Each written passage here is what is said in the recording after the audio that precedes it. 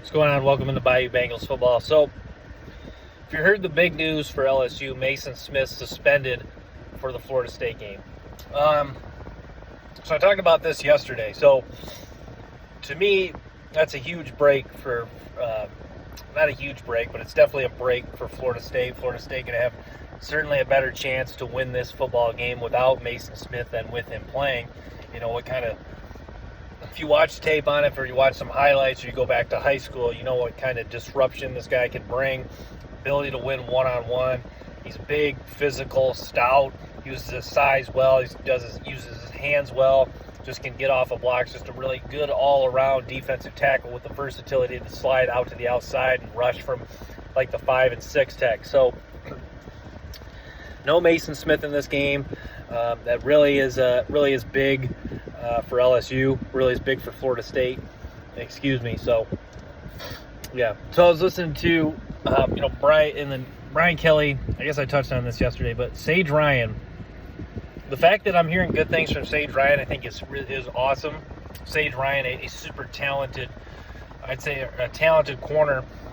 Is Sage Ryan going to start on the outside? I think that's the big question everyone has. Sage Ryan, if you remember, 5-star recruit out of high school, excellent player. I like his game. He's got the versatility to cover in the slot. Does a really good job in man-to-man. Does have a nice, fluid back pedal. So Sage Ryan, one of the question marks is who starts at corner. So that's what I can't wait to watch in the Florida State game. Is who are the starters that trot out there in the secondary for LSU. And the interviewer's Paris Shan too. Paris Shan, if you're not familiar, was the transfer defensive end who came from Arizona. Shan, an interesting guy. He's originally from Canada, I believe. Sounds like he's been to Canada. He moved to Connecticut, played at Arizona, now transfers here to LSU, and it sounds like he's really grown accustomed to liking the Louisiana area. So Paris Shan, his skill set, he's got a really good skill set overall. I've broke down Shan before. He's a guy that can win one-on-one. I think he's a good complement to some of the speed rushers. He does have a bit of a power element to his game, can get off of blocks later in his rush. So yeah, Shan, a really good football player. He's certainly going to be a guy to watch, and I think with Maason Smith out against Florida State, he's going to be a guy that needs to step up in that football game. So really like Paris Shan's game. Excellent defensive end, former Arizona Wildcat, now with LSU. And his kind of like Maason Smith, his size, he does have quite the presence with his size. So yeah, I'm looking forward to seeing how he performs this upcoming season. Could be another one of these unsung heroes we talk about on this LSU defense. Yeah, with Maason Smith, who needs to step out? Well, we talked about Jacoby and Gilroy, Jordan Jefferson. I'm going to say Jordan Jefferson. And Jordan Jefferson, if you remember, Jordan Jefferson transferred from West Virginia. Now, this guy, I don't love his pass rush ability, but what I do like is his ability to engage blockers on the move. So I think he's an excellent run defender, plays the run very well, especially against zone run plays.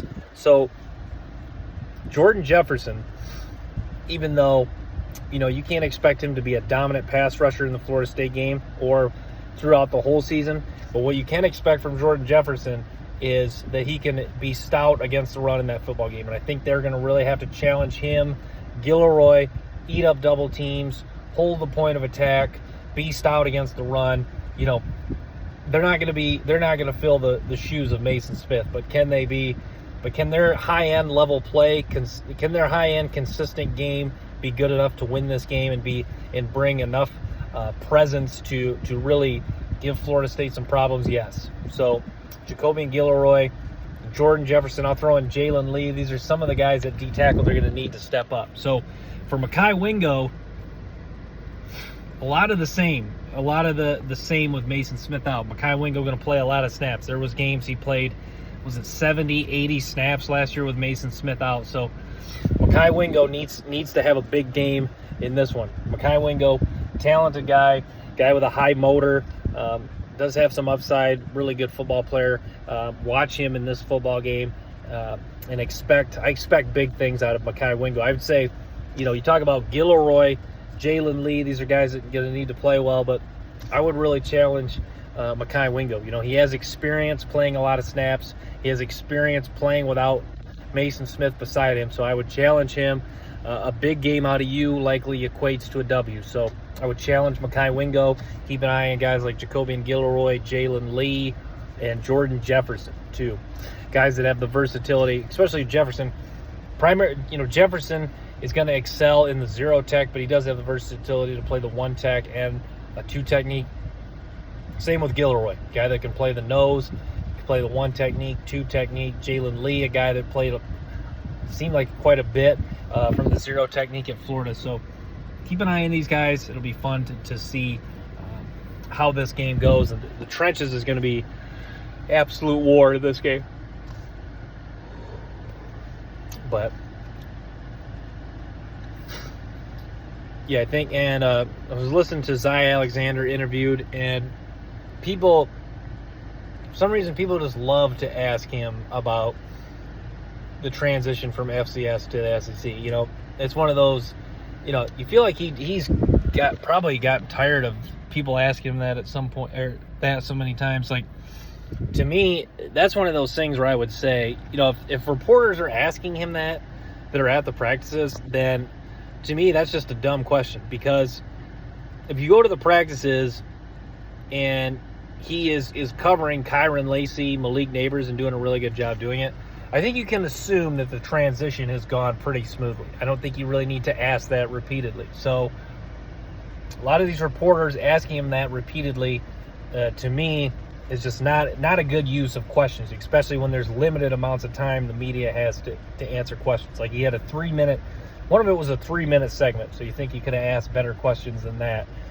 But yeah, I think Zy Alexander, he's going to be key in the Florida State game, whether he's matched up on Johnny Wilson or whether he's matched up on Keon Coleman or Jaheim Bell. He's going to be big in that game. It's a guy that, to me, he's got the ability to cover man-to-man against top-end level receivers, and I'm sure that's what they're going to ask of him in this game and throughout the course of his season. So how does he do when he's put in some tough situations, press man-to-man, off man-to-man against talented wide receivers, not only for Florida State, but for other receivers in the SEC? How does he match up, and how does he do is the question.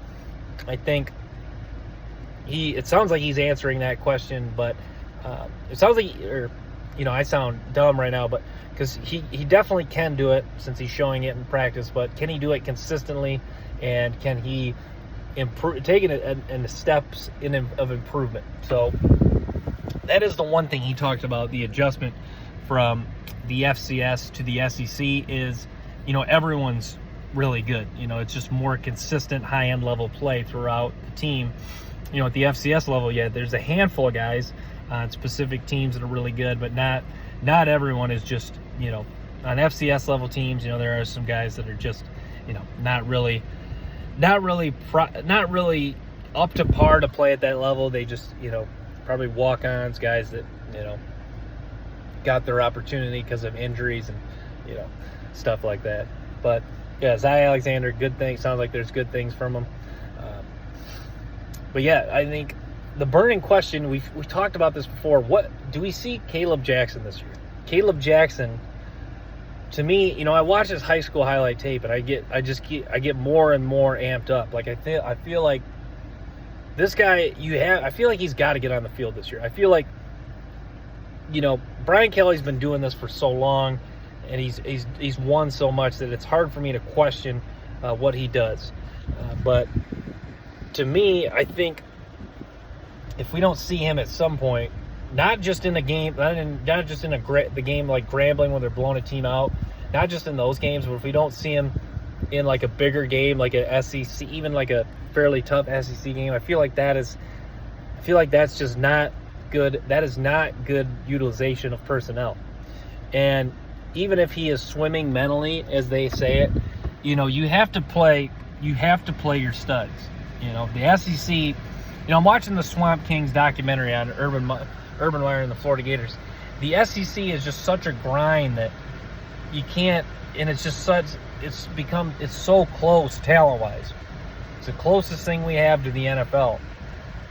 that if you're not starting guys, if you're not starting your studs, even if they're a little bit behind as far as on the learning curve, then I feel like you still have to play them, because you just can't miss. You can't just not take a loss, but you can't put yourself in a hole in a game just because you want to stick to some veteran guys. If Josh Williams and Diggs and Goodwin, if at any point this year what they're doing is not working, their running style, then you got to turn to some of your younger guys to give you that spark. So I think that'll be an interesting thing to watch this year. So let's talk the offensive line. Will Campbell highlights the offensive line. Will Campbell, super talented offensive tackle, big, strong, physical presence, a guy that's just incredibly smart. I think, Brian Kelly saying about the intelligence of Will Campbell, I think that's really key for him to having success, not only in college, but in an NFL future. Because if you think about a lot of NFL tackles, some of the best ones were super smart. Joe Thomas is a super smart guy. The offensive tackle position, not only is it a position of that you just want pure, you just want awesome natural size and strength, and explosion and quickness and footwork. You want all those high-end level traits, but you also want a guy who is super smart and can recognize, process things quick, pick up stunts. The games Maason Smith was out, LSU's offensive line didn't look the same. He's so quick to read stunts, and not just him, Miles Frazier. They recognize stunts and blitzes so quickly. So Will Campbell, I think, does he take a step this year? Number one. And the other thing is, if so, how much? How big a leap is that? You always want smart offensive linemen, smart high-end talent offensive line. It just sounds like Will Campbell is the complete package at the offensive line position, and I cannot wait to watch him play this year. Miles Frazier, another guy too at guard. Frazier's such a talented guy, guy that doesn't get enough credit, but he is a really good player. So yeah. But yeah, the D-line, the D-line overall this year is going to be fascinating. Savion Jones keeps getting talked about a lot. Savion Jones, a talented guy. I think, I think he, to me, every championship, most championship teams need a guy like Savion Jones. He's a guy who, probably eventually is going to be like a third, fourth, mid-round pick.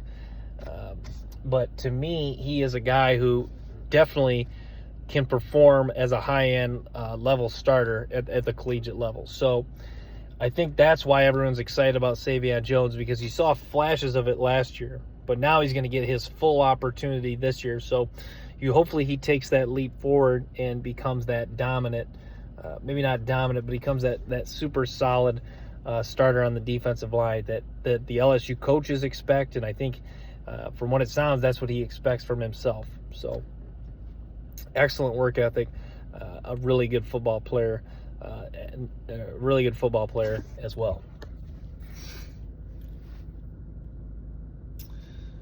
But yeah, safety position, Greg Brooks. Greg Brooks and Major Burns, I think, will be fascinating to watch against Florida State. They played pretty well last year, but to me, I've kind of hit on this point before. To me, who's going to be the guy? Who's going to be this year's Jay Ward? Who's going to make all those tackles in the open field? I think Andre Sam could be that guy. But someone has to, like Jay Ward made so many tackles last year. And I know making tackles isn't everything, obviously. Creating negative plays, getting sacks, getting a tackle after a guy's picked up 7-8 yards, obviously not as impactful as a tackle for loss or sack, as I talked about. But to me, Jay Ward, that just showed that the skill set Jay Ward had. And if Andre Sam can be that guy that's just can always get those tackles in the open field and not miss often, that is really going to save them a ton of yards this year. So keep an eye on Andre Sam or Chestnut or Stamps, the corners, the slots, or Major Burns or Brooks. But even Brooks did not show that he's like a fly all over the field guy. He is a hard hitter, physical guy that's certainly not going to turn down a high-end collision. But, is he a guy that's just going to fly over the field making tackles? Not necessarily. But I do like Greg Brooks, and I think he's got a really good skill set. But, the two, Burns and Brooks, can they just be solid in that game, I think is the main question.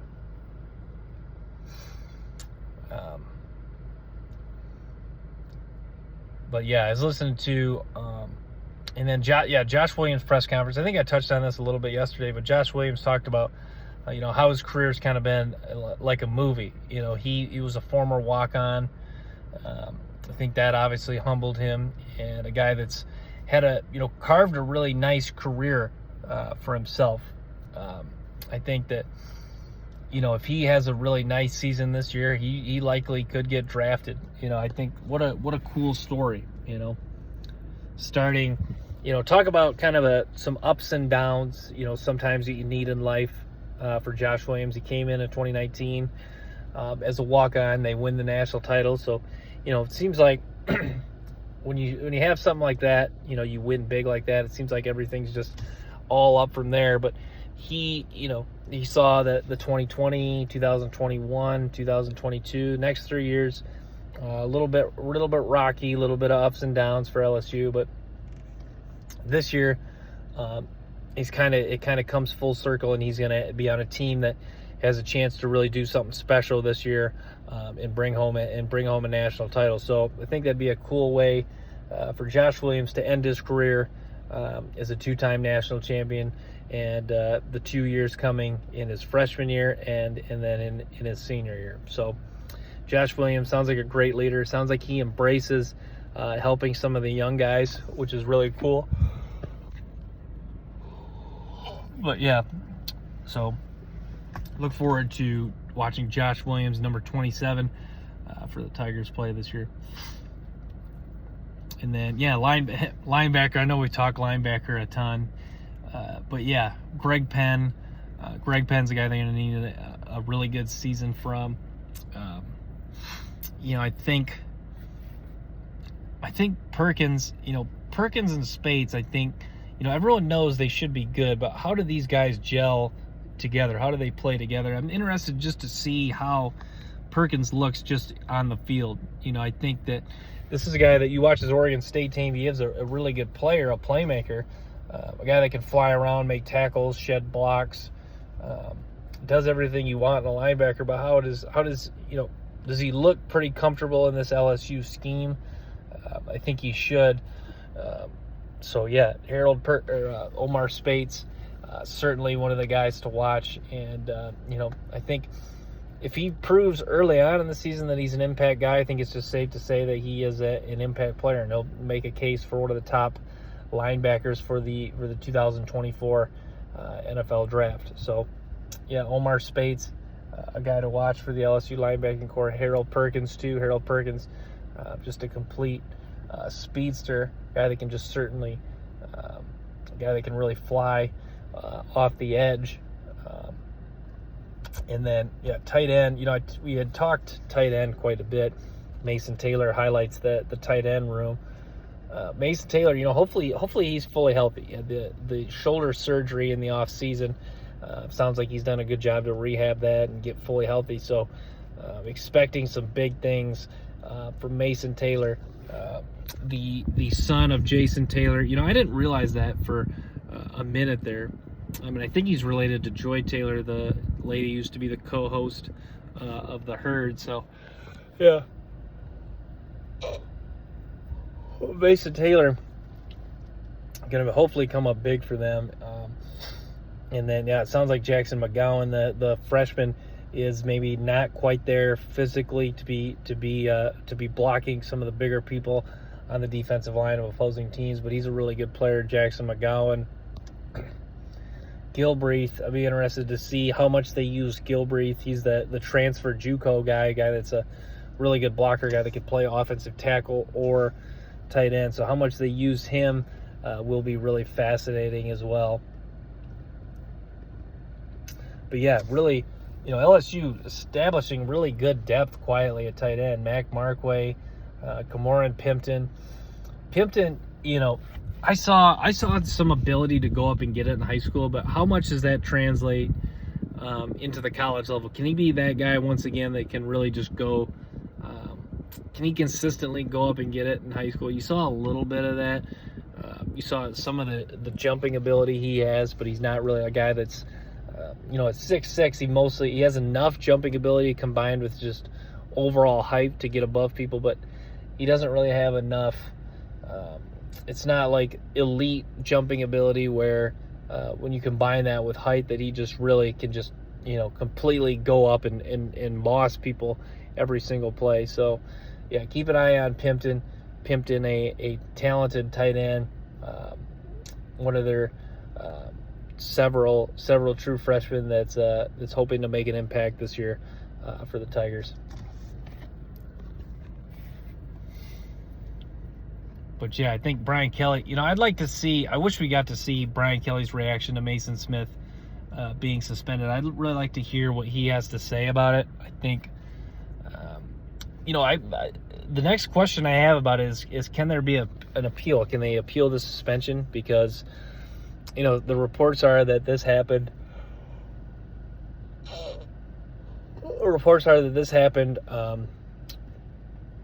When it happened summer 2021, so when NIL was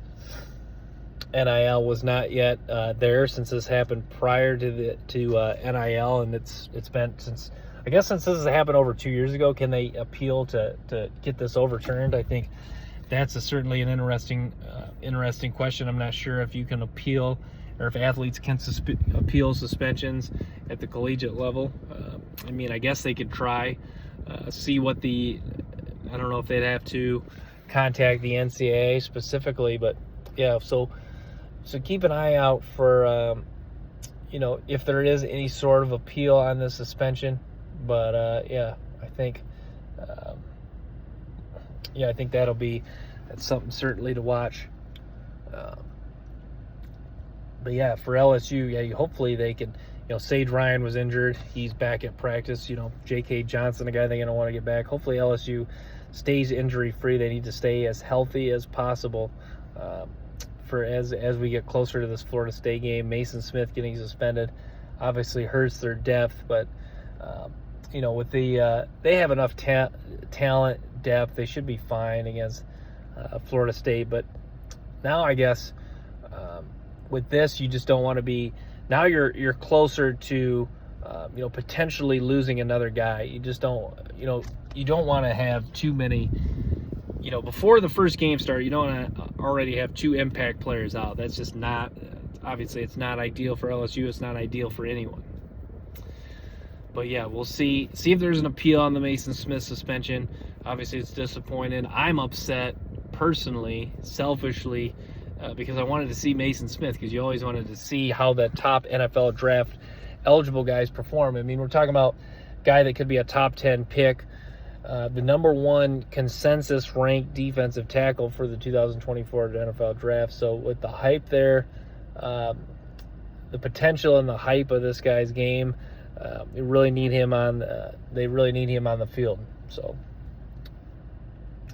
yeah, keep an eye as we get further along. It doesn't sound like there'll be an appeal, but you never know.